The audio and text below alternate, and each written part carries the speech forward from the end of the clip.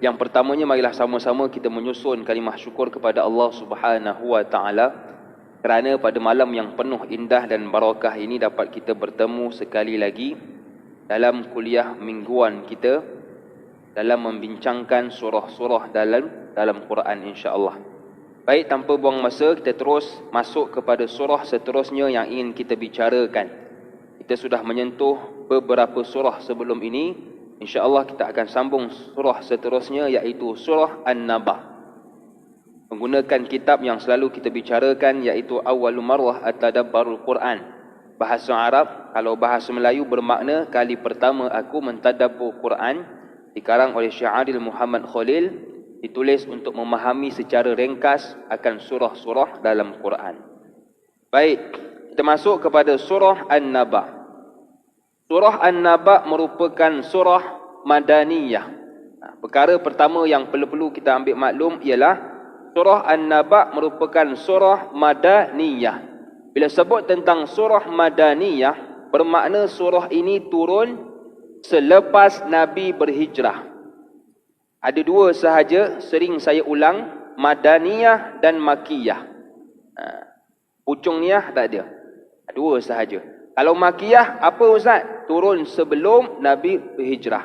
Kalau Madaniyah, turun selepas Nabi berhijrah. Bilangan ayat ada 40. Asma'us suratil mubarakah. Nama-nama bagi surah An-Naba. Surah An-Naba ini banyak namanya. Cuma yang selalu kita guna dan kita dengar ialah An-Naba. Imam baca apa tadi, Din? Surah An-Naba. Oh, An-Naba. Tetapi tahukah kita kenapakah dinamakan dengan surah An-Naba? Kerana kasratu niqashil musyrikina ma'a ba'dihimul ba' wa kasratu syukukihim hawla qadiyatil ba'thi ba'dal maut. Disebut dinamakan dengan surah An-Naba kerana banyak perbincangan orang musyrikin Mekah sesama mereka dan banyaknya keraguan tentang isu kebangkitan selepas mati. Disebut dengan surah An-Naba sebab orang kafir Mekah ketika itu banyak soalan, banyak isu, banyak pertanyaan tentang hari kebangkitan selepas mati. Sebab itu disebut dengan surah An-Naba. An-Naba ni bahasa Arab, dan bahasa Arab ada dua. Yang pertama Al-Khabar, yang kedua An-Naba. Kalau Al-Khabar bermakna berita yang biasa-biasa, kurang sensasi. Kalau An-Naba, berita yang agung, berita yang panas, yang viral, yang sensasi. Itu beza dia. Kalau Al-Khabar, bahasa Arab juga, berita juga, tapi berita yang biasa-biasa. Kalau orang muda kata bisya-bisya je Ustaz. Kalau An-Naba, berita yang luar biasa, yang agung. Dan An-Naba di sini banyak tafsirannya. Berita agung di sini banyak tafsirannya. Ada setengah ulama kata Imam Mujahid. Imam Mujahid, ulama tafsir. Bukan YB Mujahid tu. Itu lain. Ini Imam Mujahid. Imam Mujahid kata, ulama tafsir, berita yang agung di sini, Naba'ul Azim di sini, berita yang agung di sini bermakna Al-Quran. Itu mengikut tafsiran Imam Mujahid. Kalau mengikut pandangan Ibnu Katsir, ulama tafsir juga, kitabnya Ibnu Katsir, tafsir Ibnu Katsir, mengatakan Naba'ul Azim di sini, berita yang agung, yang besar ini ialah kebangkitan selepas mati. Dan mengikut satu lagi imam tafsir, iaitu Imam Ar-Razi, mengatakan Naba'ul Azim di sini, berita yang agung di sini ialah berita mengenai hari kiamat. Jadi itu pandangan mengikut ulama-ulama tafsir. Kalau kita kaji banyak ke arah hari kebangkitan selepas mati. Baik, habis bab tu. Kita masuk kepada yang kedua. Disebut dengan surah Amma ataupun Amma Yatasa'alun. Tadi yang pertama disebut dengan surah An-Naba. Yang kedua disebut juga dengan surah Amma Yatasa'alun. Kenapa? Lianna Allah Ta'ala iftataha surata biha. Kerana Allah membuka surah ini dengannya. Amma yatasa'alun 'anil naba'il 'azim. الذي هم فيه مختلفون amma yatasaalun. Dan tuan-tuan perasan tak, bila kita sebut juzuk 30, kita akan sebut dengan juzuk amma. Kita duk bincang dengan kawan kita, Din, esok kita nak baca juzuk apa ni? Esok kita baca juzuk 29 lah. Okey. Lusa, Din, lusa juzuk amma lah. Tengok, dia tak sebut juzuk 30. Kenapa? Kerana sejarah dia diambil dengan nama amma, kalimah pertama pada ayat pertama surah An-Naba. Amma yatasaalun. Amma tu, kalimah amma diambil. Sebab itu disebut dengan juzuk amma. Orang tak sebut dengan juzuk 30. Itu sejarah dia. Baik, itu yang kedua. Yang ketiga disebut juga dengan surah Al-Mu'sirat. Surah Al-Mu'sirat.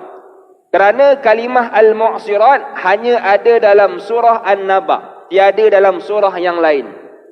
Wa anzalna minal mu'sirati ma'an sajjaja. Telah kami turunkan dari awan tebal itu air yang mencurah-curah. Al-Mu'sirat, awan tebal. Disebut dengan surah Al-Mu'sirat kerana perkataan mu'sirat tiada dalam kalimah, tiada dalam surah yang lain melainkan dalam surah An-Naba. Jadi itu tiga nama yang perlu kita ambil maklum. Baik, habis tentang nama, kita masuk pula kepada mawadhi'us suratil mubarakah, iaitu jalan cerita dalam surah An-Naba ini. Macam biasalah kan, dalam surah ini dia ada jalan cerita. Sebelum ini kita bincangkan tentang surah Al-Alaq. Ada jalan cerita dia. Begitu juga dengan An-Naba, ada jalan cerita dia.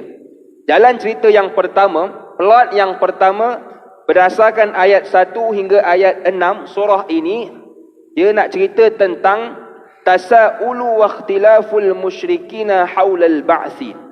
Jalan cerita yang pertama, ayat 1 hinggalah ayat 6 surah ini, ceritanya tentang persoalan dan pencanggahan orang kafir musyrikin Mekah tentang hari kebangkitan.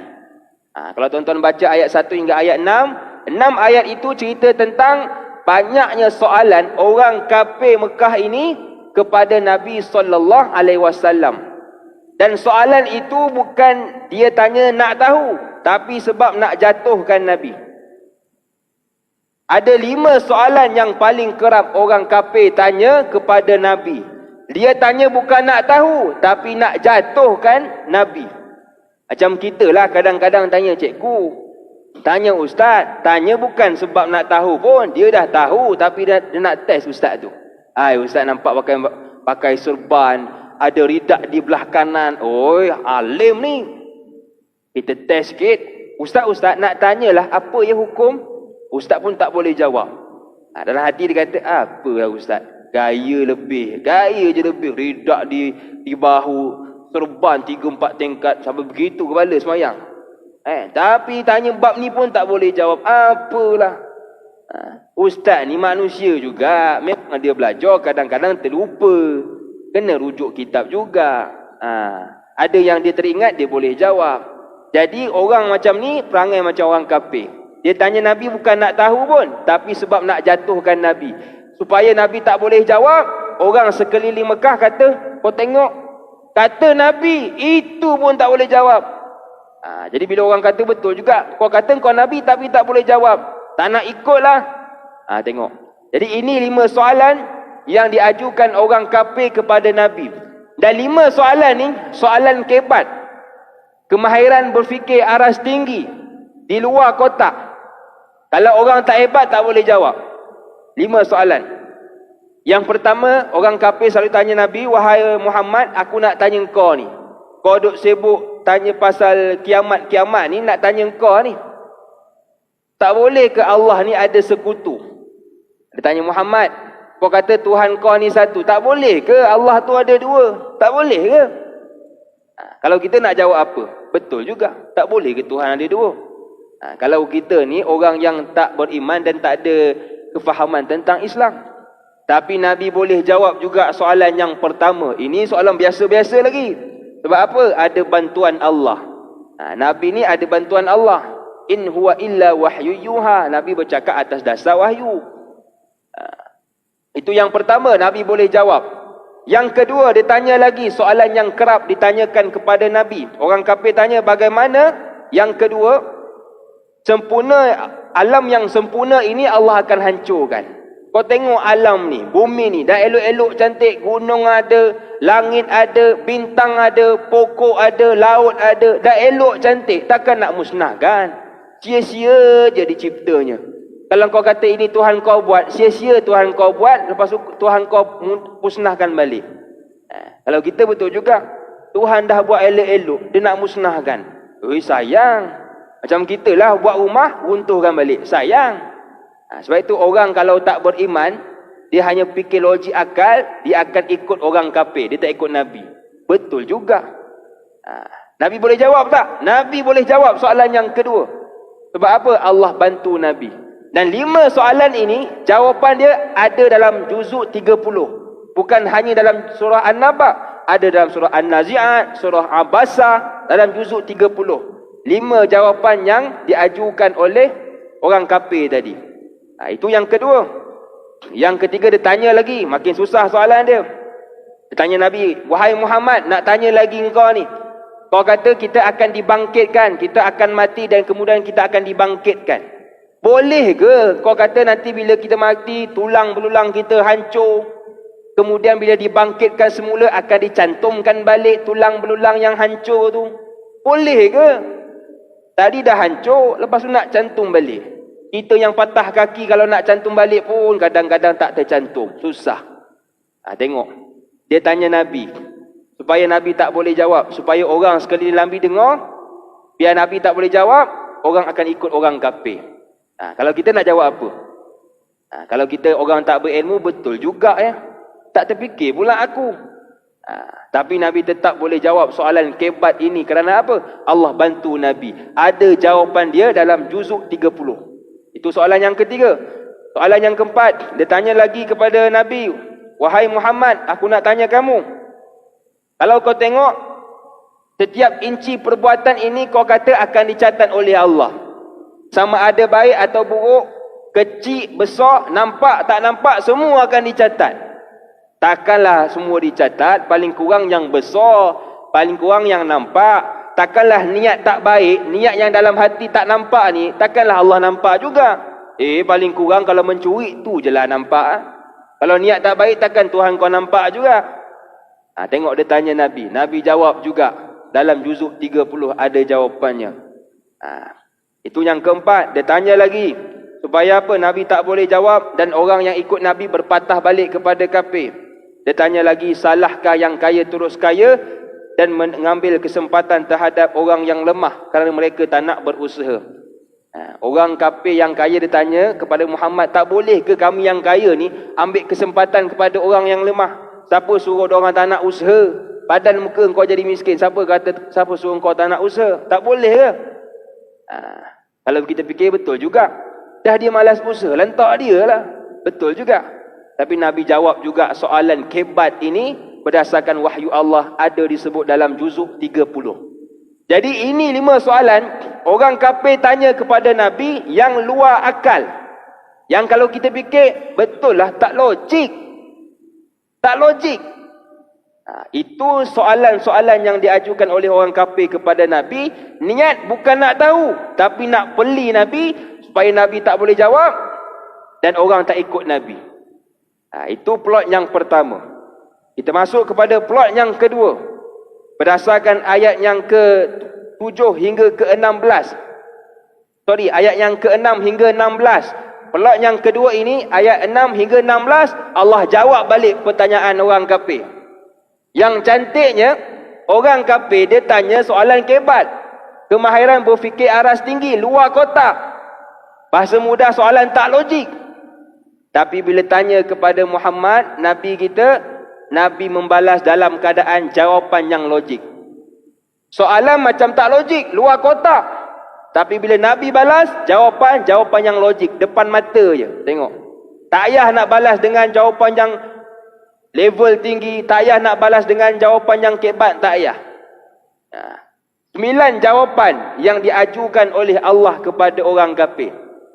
Dia selalu tanya 5, Allah bagi 9. Yang pertama, Allah datangkan bukti.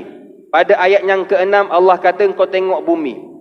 Bukti yang pertama pada ayat yang ke-6 Allah kata kau tengok bumi. Kau tengok bumi lah. Kau kata tak logik akan ada hari kebangkitan. Cuba kau tengok bumi. Bumi yang kau agung-agungkan, yang kau kata hebatlah bumi ni, besarlah bumi ni. Agak-agak siapa yang buat? Kalau kau kata manusia yang buat, kau tanya siapa yang buat? Cuba kau tanya dalam jemaah ni, kau tanya orang kampung kau, ada yang buat rumah, yang buat bumi? Tak ada. Tak akan ada yang mengaku. Sudah pasti kalau orang beriman dia tengok bumi, oh ini Allah buat. Itu yang pertama. Allah datangkan lagi bukti yang kedua pada ayat yang ke-7. Allah kata, tak apalah kalau kau tak nak tengok bumi, kau tengok gunung. Kecil sikit aku bagi. Kau tengok gunung. Gunung yang kau kata tinggi, yang kau kata gah, siapa yang buat? Siapa yang buat? Macam sebelum ni saya katakan, kita pergi ke Dubai. Burj Khalifah, bangunan tertinggi. Itu manusia 800 meter. Kita rasa hebat dah. Kita Google siap. Yang buat Burj Khalifah, dia keluar nama Si Fulan bin Si Fulan. Oh hebat.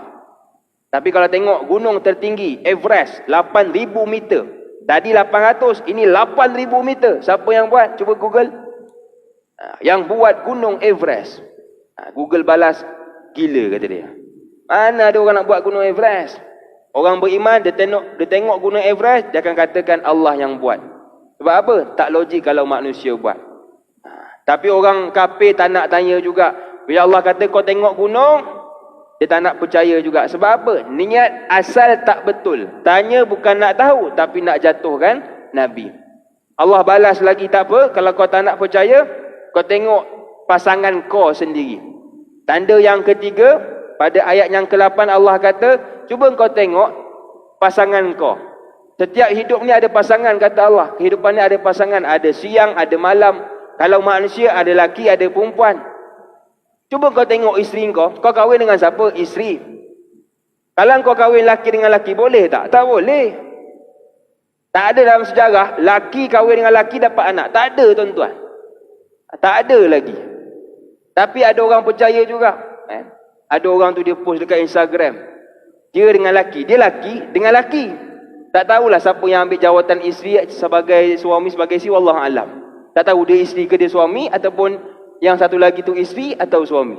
Tapi dua-dua lelaki. Upload kat Instagram. Doakan anak kami, ya, supaya menjadi anak yang baik. Kita baca status je, tak boleh terima akal. Aku jadi gila baca status kau. Mana boleh lelaki dengan lelaki ada anak? Tak tahan netizen komen. Semoga anak awak menjadi anak yang soleh. Mana boleh lelaki dengan lelaki ada anak? Kita tengok pun kita rasa gila. Kalau boleh lelaki dengan perempuan. Sebab itu Allah kata kau tengoklah pasangan lelaki dengan lelaki tak boleh. Sebab apa kena perempuan? Tengok. Kalau orang yang beriman dia akan berfikir. Tapi orang yang kafir ni dia tak nak fikir sebab niat dia tak betul dah. Tanya sebab nak uji Nabi. Baik, itu yang ketiga. Yang keempat Allah kata kau tengok tidur sebagai rehat. Pada ayat yang ke-9. Dalam surah ini Allah kata tanda yang keempat kau tengok tidur sebagai rehat. Aku jadikan tidur itu sebagai rehat. Ada tak orang yang tak tidur? Tak ada. Orang yang tak nak tidur pun lama-lama akan tertidur juga. Dia ni tak nak tidur. Dia kata aku nak lawan Haji Din. Haji Din subhanallah amalan dia. Quran 30 juzuk, solat sunat banyak. Aku nak lawan dia. Kalau dia buat solat sunat setengah jam, aku nak buat solat sunat sepanjang 3 hari 3 malam. Aku tak nak tidur. Nak lawan Haji Din. Tak boleh. Kita kena tidur juga sebab badan kita ada hak ke atas kita. Sebab tu sahabat dulu ada seorang sahabat, dia ada ikat tali tiang ke tiang. Dia ikat tali dari tiang ni ke tiang tu. Supaya apa? Bila dia nak solat, dia agak dia ngantuk, nak rebah, dia akan pegang tali supaya tak jatuh. Sebab dia nak beribadah juga walaupun ngantuk ni. Ada seorang sahabat tegur, dia kata, kau cabutlah tali ni. Badan kau tu ada hak ke atas kau. Bila kau letih, kau kena tidur, kena rehat. Jangan paksa badan kau tu. Dia ada hak juga. Nabi dengar, Nabi mengiyakan. Maknanya apa? Badan kita ni kena rest, kena rehat. Tak boleh nak paksa. Memang hari pertama boleh. Kita boleh henjut 30 juzuk. Solat sunat 20 rakaat. Masuk hari kedua, udah. Udah orang gila begitu, menggoyang badan dia. Gini. Masuk hari ketiga, buka Quran, tapi Quran tengok dia. Sebab apa? Ngantuk sangat. Sebab tu kena rehat. Allah kata tidur sebagai rehat. Dan bila sebut tentang tidur ni, ada tidur yang dituntut. Ada orang bila dengar tidur, dia kata jangan tidur. Ini geng-geng malas ni tidur pada siang hari. Geng-geng malas ni. Tak. Ada tidur yang dituntut. Iaitu tidur sebelum zuhur. Kalau waktu siang. Dipanggil qailullah. Sebab tu tuan-tuan, Imam Ghazali kata kalau tuan-tuan nak bangun malam nanti, supaya ada sedikit tenaga, tidur sebelum zuhur tadi. Tidur sebelum zuhur, bangun sebelum zuhur lah. Jangan tidur sebelum zuhur, bangun sebelum maghrib. Tak jadi tuan-tuan. Oh Alhamdulillah Ustaz. Lepas tidur sebelum zuhur tadi, bangun sebelum maghrib, rasa bertenaga Ustaz. Mana ada kau dah dengan asong kau tak solat, kau kata bertenaga. Tak boleh, tidur sekejap sahaja, iaitu sebelum zuhur. Jadi itu tidur yang dituntut pada siang hari. Baik, itu tanda yang keempat. Tanda yang kelima, Allah kata kau tengok malam pula. Pada ayat yang ke-10. Allah kata, kau kata tak logik aku jadikan hari kebangkitan. Cuba kau tengok malam. Malam hari ni. Siapa yang buat malam? Allah. Bila ada malam baru kita boleh rehat. Kadang-kadang ada orang, dia tak boleh tidur kalau pasang lampu, betul tak? Dia kena tutup lampu baru mata dia boleh lelap. Tapi ada juga orang yang tak boleh tutup lampu, kena buka. Macam kadang-kadang isteri kita kan, bang, buka lampu bang, kenapa? Takutlah bang. Pokok hantu Kak Limah datang malam-malam ni, takut pula katanya. Dia suruh buka lampu. Ada orang kena buka lampu. Kalau saya kena tutup lampu baru boleh lena. Jadi Allah jadikan gelap itu sebagai malam untuk kita rehat. Itu tanda yang kelima. Tanda yang keenam, pada ayat yang ke-11. Allah kata siang punca pendapatan. Siang masa untuk kita bekerja pula. Ramai orang bekerja pada waktu siang. Yelah siang baru terang, baru nampak. Cuba kalau malam kerja tuan-tuan. Kalau yang umur 50, umur 60 tak pencen-pencen lagi, tak meraba cari barang. Dia mata dah tak nampak. Kerja malam pula, shift malam. Nak cari barang tak nampak. Allah, aku ni dah tak nampak kerja malam pula. Elok-elok nak cari pen teraba untuk orang tuan-tuan. Sebab tak nampak. Jadi kalau siang nampak cerah sikit. Tengok sebab tu Allah kata siang punca pendapatan. Ada orang kerja malam tak apalah, itu dah memang kerja dia. Cuma kebanyakan orang siang itu menjadi punca kepada pendapatannya. Baik, itu tanda yang ke-5, yang ke-6. Tanda yang ke-7. Allah bagi 9 tanda tuan-tuan. Kita pergi ringkas je. 9 tanda ni Allah bagi untuk orang kafir fikir.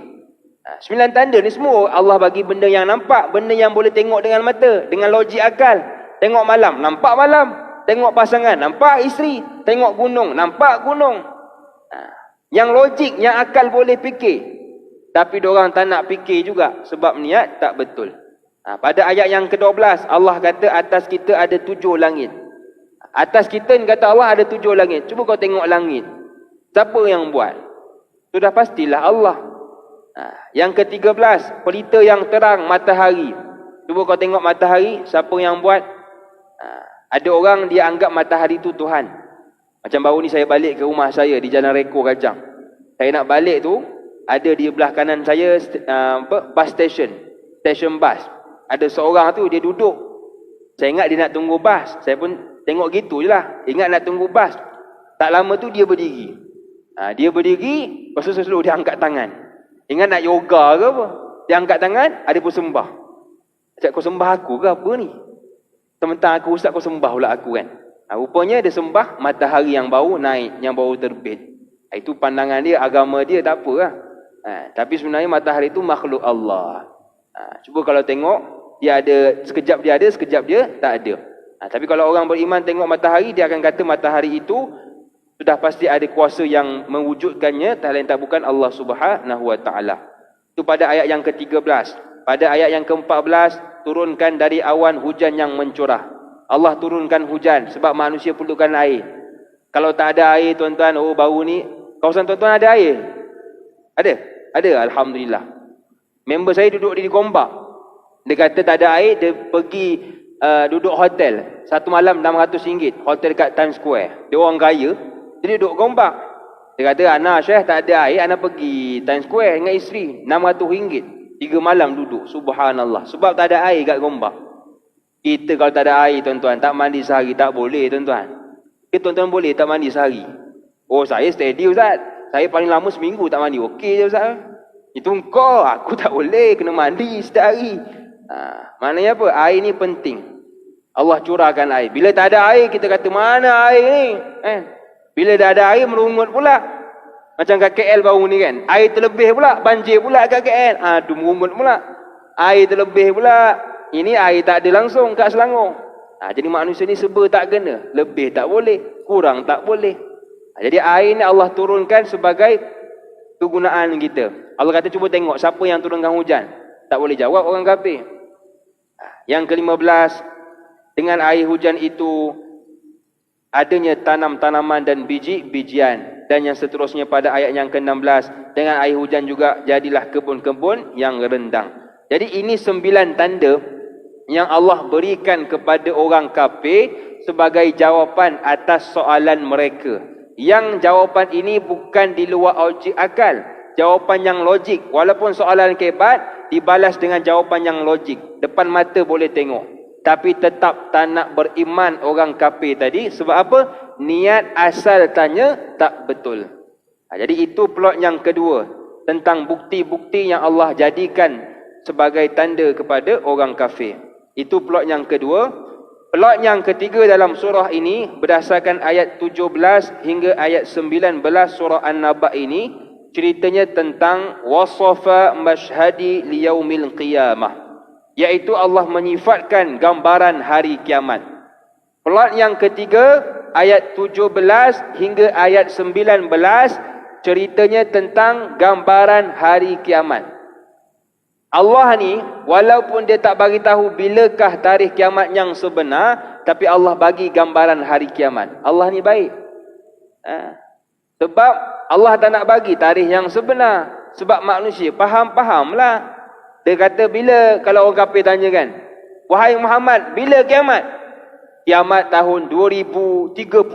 Oh, lama lagi. Itu zaman bila tak tahu.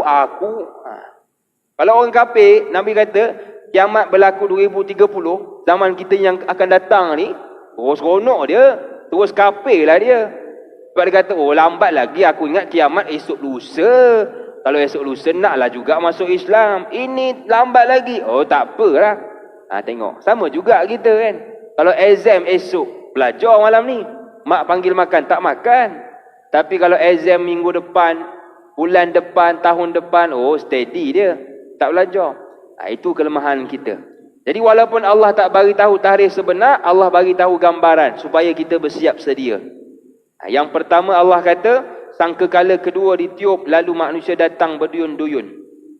Yang kedua tandanya langit pun dibuka, langit runtuh, pecah dan terbelah. Yang ketiga gunung-gunung dijalankan sehingga menjadi fata morgana. Itu tanda-tanda gambaran hari kiamat. Macam mana Ustaz? Wallahu a'lam. Kalau gunung-gunung dijalankan seperti mana fata morgana, kalau tuan-tuan pernah tengok macam kita naik kereta kan. Kita naik kereta, lepas tu kita perasan tak macam ada gas. Waktu tengah hari tu kan, macam ada gas, depan tu macam ada minyak kan, macam ada uap. Itu fata morgana. Bila sampai depan, tak ada pun, kosong je jalan ni. Tak ada air pun, tak ada uap pun, tak ada macam gas pun. Itu fata morgana. Jadi itu gambaran hari kiamat. Baik, habis plot yang ketiga. Kita masuk plot yang keempat, jalan cerita yang keempat berdasarkan ayat 20 hingga ayat 30 surah An-Naba ini. Nak ceritanya tentang bayanu jazail kafirin, iaitu menjelaskan tentang balasan bagi orang kafir. Balasan bagi orang kafir iaitu neraka Allah Subhanahu wa taala. Kerana mereka ini tak nak percayakan kalamullah, tak nak percayakan apakah yang disampaikan oleh Nabi, maka mereka ini layak, kata Allah, untuk masuk ke neraka. Bila mereka masuk ke neraka, kata Allah, balasannya ialah apa? Yang pertama, tak rasa sejuk. Orang masuk neraka tak rasa sejuk. Yang kedua, tak dapat minum kecuali nanah. Nanah, tuan-tuan pernah minum? Cuba minum nanah dekat dunia ni. Siapa ada nanah, tuan-tuan minta dengan dia, bang, abang ada nanah bang? Sikit bang? Nak try lah bang? Cuba. Kalau berani boleh lah kan? Yang ketiga, panas air mendidih. Ini semua balasan bagi orang yang masuk neraka, orang kafir tadi. Sebab apa? Tak nak percayakan kata-kata Allah, firman Allah Subhanahu wa taala tadi. Itu yang keempat, Dan yang kelima, plot yang kelima berdasarkan ayat 31 hingga ayat 40. Ayat yang terakhir ceritanya tentang bayanu jazail muttaqin, iaitu menjelaskan tentang balasan bagi orang yang bertakwa. Tadi balasan orang kafir, ini balasan orang yang bertakwa, iaitu syurga. Apakah balasannya? Iaitu bila masuk syurga nanti, orang yang percayakan kepada Allah, yang percayakan kepada adanya hari kebangkitan selepas mati, akan masuk syurga. Dalam syurga apa yang akan dapat? Yang pertama, kebun-kebun. Akak-akak, abang-abang suka tak kebun? Suka. Kita hari ni bangga ayah kita ada kebun. Ayah aku ada kebun dekat ni, dekat Selayang. Ayah aku ada kebun dekat Sabak Benam. Bangga kita walaupun kecil. Yang kedua, akan dapat makan buah anggur. Di syurga dapat makan buah anggur. Sebab itu buah anggur ni lambang kekayaan, kan? Kalau tengok orang-orang kaya, cerita-cerita orang kaya, drama orang kaya, akan disuap dengan anggur, betul tak? Bos tu duduk, datang dia punya orang gaji, suap anggur. Jaranglah orang suap dengan durian, tuan-tuan. Jarang orang suap dengan anggur. Sebab apa? Lambang kekayaan. Yang ketiga, orang yang bertakwa tadi, yang percaya hari kebangkitan, akan dapat gadis sebaya. Gadis sebaya, bang. Tak apalah Ustaz, gadis sebaya tak nak saya. Kenapa pula? Saya umur 70 Ustaz, oi. Kalau dapat gadis sebaya, dapat umur 70 juga. Baik tak payah. Tak nak Ustaz, oi. Tak. Kalau abang masuk syurga, abang dapat gadis sebaya, dapat gadis muda lah. Kenapa pula? Saya umur 60 Ustaz. Dapat 60 lah kalau Ustaz kata gadis sebaya. Tak, kalau masuk syurga, jadi muda, bang. Sebab itu ada seorang makcik, dia tanya Nabi, wahai Rasulullah, aku ni banyak amalan. Sedekah aku bagi, Quran aku baca, zakat aku bayar. Agak-agak dengan amalan aku ini, boleh tak nak masuk syurga ni? Jelas boleh tak nak masuk syurga ni? Nabi kata, makcik, hanya orang muda sahaja makcik, oi, dekat syurga. Oh, makcik ni stres lah. Dia tanya dengan mengharapkan jawapan syurga. Tengok-tengok dia kata orang muda. Aku orang tua, kata makcik tu. Dan kita tanya Ustaz, saya ni bukan nak riak, cuma nak cerita. Saya ni umur 60 Ustaz. Alhamdulillah lah, haji dah 2 kali. Zakat bayar setiap bulan. Sedekah jangan cakap Ustaz, 10,000 tak kurang. Agak-agak boleh tak Ustaz masuk syurga? Pakcik umur berapa? 60? Ya, 60 Ustaz. Tak boleh pakcik. Hanya orang muda sahaja dalam syurga. Agak-agak kita nak marah ke nak menyumpah Ustaz tu? Menyumpah Ustaz tu. Apa nama Ustaz tapi menghukum orang. Dan kau tanya, aku jawablah, kata Ustaz tu. Tak, orang yang tua ni, apabila masuk syurga, automatik jadi muda. Sebab tu akak-akak, kalau yang nak nampak muda ke, nak jadi muda, jangan beli produk. Telanlah apa pun produk, takkan jadi muda. Dia stres tengok member dia umur 40. Umur 60, muka macam 40 bang, muda. Dia umur 40, muka macam 60. Tu yang dia stres. Dia beli produk tu, keluar produk ni, dia beli telan produk tu, telan produk ni, tapi tak juga nampak muda. Kalau nak nampak muda, yang confirm, jaminan, pastikan masuk syurga. Umur 60, masuk syurga, automatik jadi orang muda. Sebab tu janji dia, gadis sebaya bang. Abang jangan risau, kalau abang sekarang umur 70, dah tak larat Ustaz. Dah tak larat Ustaz, dah tak berapa dah Ustaz. Oi, masuk syurga bertenaga bang. Tapi masuk syurga lah. Itu balasan bagi orang yang bertakwa. Dan yang seterusnya banyak lagi lah, minuman penuh dan banyak lagi. Tuan-tuan boleh baca pada ayat-ayat 31 hingga 40 surah An-Naba ini. Jadi itulah keseluruhan cerita tentang surah An-Naba yang boleh kita ambil maklum sebagai pengajaran. Ada 3 pengajaran ringkas, saya fikir kita sambung pada minggu hadapan lah insya-Allah, sebelum kita masuk pada surah yang lain, sebab kita nak berhenti awal pada malam ini. Wallahu a'lam. Bismillahirrahmanirrahim. Alhamdulillahi Rabbil Alamin. Wassalatu wassalamu ala Rasulina Muhammad wa ala alihi wa sahbihi ajma'in. Ya Allah, ampunkanlah dosa-dosa kami, ya Allah, dosa-dosa kedua ibu bapa kami, ahli keluarga kami, guru-guru kami, kawan-kawan kami, muslimin, muslimat, mukminin, mukminat, ya Allah. Ya Allah, kurniakanlah kesembuhan kepada sahabat kami yang dijangkiti virus COVID-19 dan peliharalah kami daripada dijangkiti virus COVID-19, ya Allah. Rabbana zalamna anfusana wa illam taghfir lana wa tarhamna lanakunanna minal khasirin. ربنا هب لنا من أزواجنا وذرياتنا قرة أعين واجعلنا للمتقين إماما ربنا آتنا في الدنيا حسنة وفي الآخرة حسنة وقنا عذاب النار صلى الله على سيدنا محمد وعلى آله وصحبه وبارك وسلم والحمد لله رب العالمين. تقبل الله منكم.